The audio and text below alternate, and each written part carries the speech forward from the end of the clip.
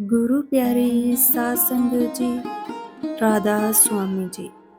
प्यारी साध संगत जी, आज हम इस साखी में यानी कि इस सत्संग में बात करेंगे कि गुरु की हमारे जीवन में क्या महत्ता है। तो आइए शुरू करते हैं आज की ये साखी। प्राणी के जीवन यात्रा जन्म से आरंभ हो जाती है, उसकी मंजिल निर्धारित होती है। आज हम इसी के मार्ग के बारे में बात करेंगे। मानव यानी स्त्री और पुरुष की मंजिल मोक्ष प्राप्ति है, यानी कि इस जन्म मरण के आवागमन के चक्कर से मुक्त होने की है। लेकिन उसके मार्ग में पाप तथा पुण्य कर्मों के गड्ढे और कांटे हैं। आप जी को हैरानी होएगी कि पाप कर्म तो बाधक होते हैं, पुण्य और सुखदायी होते हैं।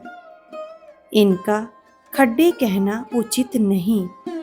इसका वर्णन ये है कि पाप रूपी गड्ढे और कांटे मानव जीवन परमात्मा की शास्त्र विधि के अनुसार साधना करके मोक्ष प्राप्त करने के लिए प्राप्त हुआ है।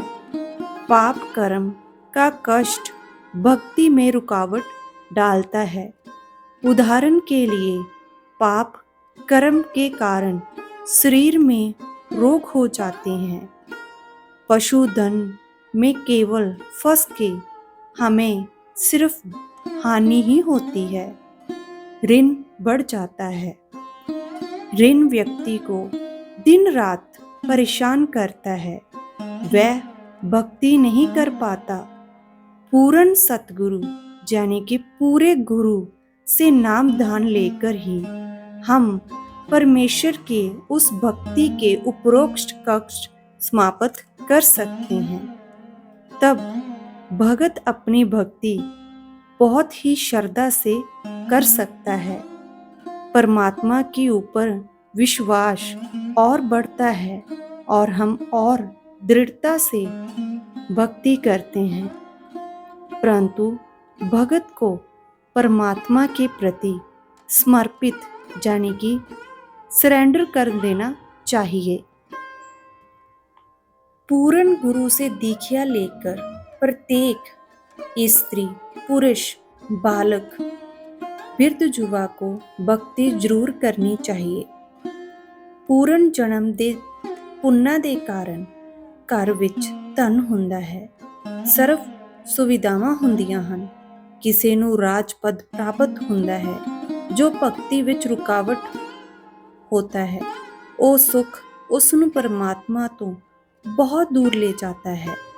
ऐसा सुख भी जीने की राह में रोड़ा बन जाता है।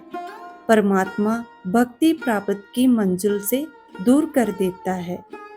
कबीर सुख के माथे पत्थर पड़ो, नाम हृदय से जावे, बलिहारी व दुख के जो पल पल नाम रटावे। ਇੱਕ ਧਨੀ ਤੇ ਰਾਜਪਦ ਪ੍ਰਾਪਤ ਵਿਅਕਤੀ ਨੂੰ परमात्मा ਦੀ कथा सुनने की कोशिश करके देखो, जाने कि किसी बहुत ही पैसे वाले इंसान को आप परमात्मा की बातें सुनाओ, उसकी बिल्कुल रुचि नहीं बनेगी। दूसरे पासे पाप कर्मां दी मार चल रहे व्यक्ति ਨੂੰ परमात्मा चर्चा सुनाओ, उसਨੂੰ दसो कि परमात्मा सर्व कष्ट दूर कर दिंदा है। आप परमात्मा दी भक्ति करिया करो। देखो अपने पिंड दा अमोघ व्यक्ति उस संत तो दीक्षा लैके सुखी हो गया। वो भी आप दी तरह कष्ट विच सी, तां दुखी व्यक्ति भक्ति उपर लग जांदा है। उस दे लई वो दुख वरदान बन गया। जो सुखी है उसनू किवें समझाइए, उस दे कोल तां पुण्य दी मलाई प्राप्त है। ਉਹ ਧਨੀ ਵਿਅਕਤੀ ਆਪਣੇ ਪੁੰਨ ਨੂੰ ਖਾ ਖਰਚ ਕਰ ਖਾਲੀ ਹੋ ਕੇ ਤੇ ਪਾਪਾਂ ਦੀ ਮਾਲ ਗੱਡੀ ਭਰ ਕੇ ਮ੍ਰਿਤਿੂ ਉਪਰੰਤ ਪਰਮਾਤਮਾ ਦੇ ਦਰਬਾਰ ਵਿੱਚ ਮੂੰਹ ਲਟਕਾ ਕੇ ਭੈਭੀਤ ਹੋ ਕੇ ਜਾਏਗਾ। ਉੱਤੇ ਗਧੇ ਸੂਰ ਦੇ ਜਨਮ ਪਾਏਗਾ। ਇਸ ਦੇ ਵਿਪਰੀਤ ਦੁਖੀ ਨਿਰਧਨ ਵਿਅਕਤੀ ਪਰਮਾਤਮਾ ਦੀ ਭਗਤੀ ਕਰਕੇ, ਦਾਨ ਧਰਮ ਕਰਕੇ ਵਰਤਮਾਨ ਜੀਵਨ ਵਿੱਚ ਵੀ ਸੁਖੀ ਹੋ ਜਾਵੇਗਾ। ਪਾਪ ਕਰਮਾਂ ਤੋਂ ਬਚ ਕੇ, ਪੁੰਨਾਂ ਦੀ ਮਾਲ ਗੱਡੀ ਭਰ ਕੇ, ਭਗਤੀ ਧਨ ਦਾ ਧਨੀ ਹੋ ਕੇ ਪਰਮਾਤਮਾ ਦੇ ਦਰਬਾਰ ਵਿੱਚ ਨਿਰਭੈ ਹੋ ਕੇ ਜਾਏਗਾ। ਪਰਮਾਤਮਾ ਸੀਨੇ ਨਾਲ ਲਾਏਗਾ। ਉਸ ਭਗਤ ਨੂੰ ਮੋਕਸ਼ ਦੇ ਕੇ ਸਦਾ ਸੁਖੀ ਕਰ ਦੇਗਾ। ਜੇਕਰ ਧਨੀ ਰਾਜਪਦ ਪ੍ਰਾਪਤ ਸੁਖੀ ਵਿਅਕਤੀ ਵੀ ਭਗਤੀ ਉੱਪਰ ਲੱਗ ਜਾਏ ਤਾਂ ਉਸ ਦਾ ਰਾਜ ਬਣਿਆ ਬਣਾਇਆ ਰਹੇਗਾ ਤੇ ਮੋਕਸ਼ ਵਿੱਚ ਕੋਈ ਅੜਚਨ नहीं होती। किसी ने एक बार प्रश्न किया। एक सज्जन पुरुष ने कहा कि मैं कोई नशा नहीं करता, सब बुराइयों से दूर हूँ। दूसरे दी भैन बेटी ਨੂੰ ਆਪਣੀ ਸਮਝਦਾ ਹਾਂ, ਕੋਈ ਪਾਪ ਨਹੀਂ ਕਰਦਾ, ਮੈਨੂੰ ਭਗਤੀ ਦੀ ਕੋਈ ਜ਼ਰੂਰਤ नहीं है।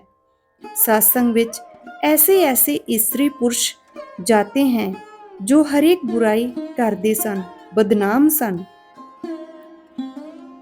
ਇਸ ਦਾ ਜਵਾਬ ਸੀ, ਜਿਵੇਂ 2 ਏਕੜ ਜ਼ਮੀਨ ਹੈ, 1 ਏਕੜ ਨੂੰ ਵਾਹ ਕੇ ਸਵਾਰ ਰੱਖਿਆ ਹੈ, ਜਾਣੀ ਉਸ ਦੇ ਝਾੜ ਬੂਝੇ, ਘਾਹ ਕੱਟ ਕੇ ਹਲ ਟਰੈਕਟਰ ਨਾਲ ਵਾਹੀ ਕਰਕੇ ਸਾਫ਼ ਸੁਥਰਾ ਕਰ ਰੱਖਿਆ ਹੈ ਅਤੇ ਬੀਜ ਬੀਜਿਆ ਨਹੀਂ। ਦੂਸਰੇ ਏਕੜ ਜ਼ਮੀਨ ਵਿੱਚ ਸਭ ਖਰਪਤਵਾਰ, ਝਾੜ ਬੂਝੇ ਤੇ ਘਾਹ ਅੜਿਆ ਖੜਿਆ ਹੈ ਤਾਂ ਦੋਨੇ ਹੀ ਬੇਅਰਥ ਹਨ। ਜੇਕਰ ਦੂਸਰੇ ਏਕੜ ਨੂੰ ਕਿਸੇ ਨੇ ਸੁਆਰ ਕੇ ਸਾਫ਼ ਕਰਕੇ ਕਣਕ ਬੀਜ ਦਿੱਤੀ ਹੁੰਦੀ ਅਤੇ ਪਹਿਲਾਂ ਸਾਫ਼ ਕੀਤੇ ਵਿੱਚ ਕੁਝ ਨਹੀਂ ਬੀਜਿਆ ਤਾਂ ਦੂਸਰਾ ਉਸ ਪਹਿਲੇ ਵਾਲੇ ਤੋਂ ਕਈ ਗੁਣਾ ਉਪਯੋਗੀ ਹੈ, ਜਿਸ ਨੂੰ ਸਵਾਰ ਕੇ ਛੱਡ ਦਿੱਤਾ, ਬੀਜ ਬੀਜਿਆ ਹੀ ਨਹੀਂ। ਇਸ ਲਈ ਜੇਕਰ ਆਪ ਵਿਕਾਰ ਬੁਰਾਈ ਰਹਿਤ ਹੋ ਤਾਂ ਆਪ ਜੀ ਨੂੰ ਭਗਤੀ ਬੀਜ ਬੀਜਣਾ ਪਏਗਾ, ਤਦੀ ਆਪ ਜੀ ਦੇ ਸਰੀਰ ਰੂਪੀ ਜ਼ਮੀਨ ਦਾ ਲਾਭ ਹੋਏਗਾ। ਜੋ ਬੁਰਾਈ ਕਰਦੇ ਸਨ ਉਹਨਾਂ ਨੂੰ ਗਿਆਨ ਹੋਇਆ ਅਤੇ ਬੁਰਾਈ ਤਿਆਗ ਕੇ ਭਗਤੀ ਕਰਦੇ ਹਨ ਤਾਂ ਉਹਨਾਂ ਨੂੰ ਆਪਣੀ ਜੀਣੇ ਦੀ ਰਾਹ ਬਦਲ ਲਈ, ਸਾਫ਼ ਕਰ ਲਈ, मंजिल निकट हो गई। सो प्यारी साथ संगत जी, ये था आज का एक प्यारा सा और छोटा सा सत्संग। ऐसी और परमार्थी बातें सुनने के लिए इस चैनल को जरूर सब्सक्राइब कीजिए। राधा स्वामी जी।